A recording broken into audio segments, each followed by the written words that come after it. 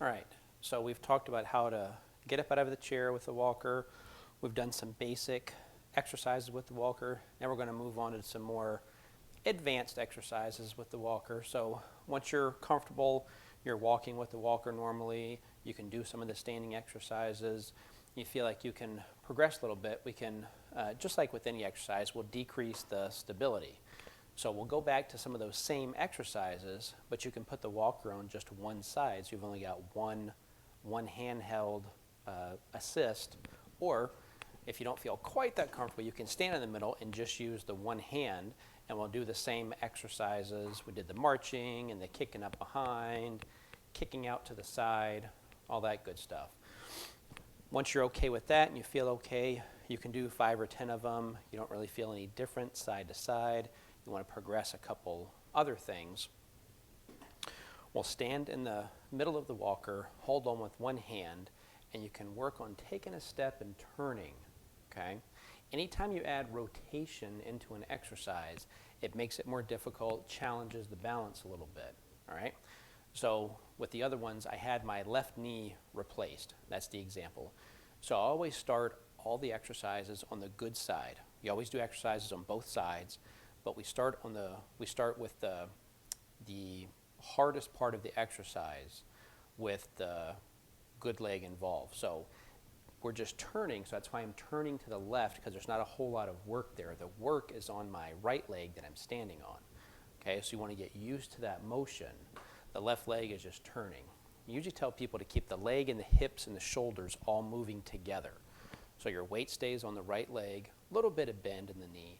You're not squatting. I usually tell people to have an unlocked or soft knee, okay? And you're just going to turn and back. So you've got the hand here. You've got the other one here for support if you need it, but try and let go, turn, and then you're going to shift. You're going to stand on your left leg now. Remember that soft, unlocked knee, turn with the right. So this is where the work is. You're working on weight bearing and getting a little bit of rotation through that knee. And you go as far as you can comfortably. It might be you're just stepping with the foot with both hands on, then you let go and you're not really turning the body, and then you work on progressing that farther and farther, because once you get past that, one of the things we do either at the house or in the clinic is we work on big steps and big turns on that leg. So this is just a little progression step for that, okay? So a lot of times you'll hear us talk about hip hinge and squatting. So whenever you squat, you don't want your knees to come forward when we're doing an exercise. They're going to come forward naturally with a lot of people, but we talk about a hip hinge, and you want to hinge forward from your hips. So you want your hips to come, your back to stay straight, your hips go back, your head goes forward as you're squatting down. That utilizes your backside more, your butt muscles, your thigh muscles, bigger muscles we use to produce movement and force, okay? So with a walker, really easy thing to do, stand in front of the chair, the bed, the couch, whatever, hands on the walker. Now, I don't want you normally getting up and down like this, but as an exercise, it's good.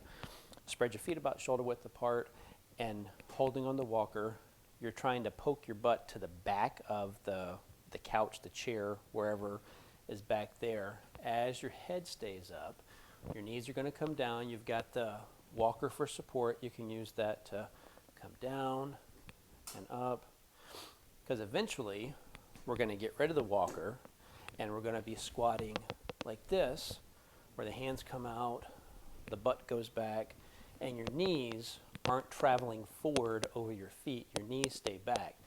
I tell everybody you should be able to see your toes in front of your knees when you look down. If you look down and you can't see your toes, it means your weight shifted too far forward. You got to shift that weight back into the heels. So having that walker here will help with that. You got a little bit of support, something to hold on to as you go. Just a couple of quick things, little advanced exercises with the walker. Let me know what you think.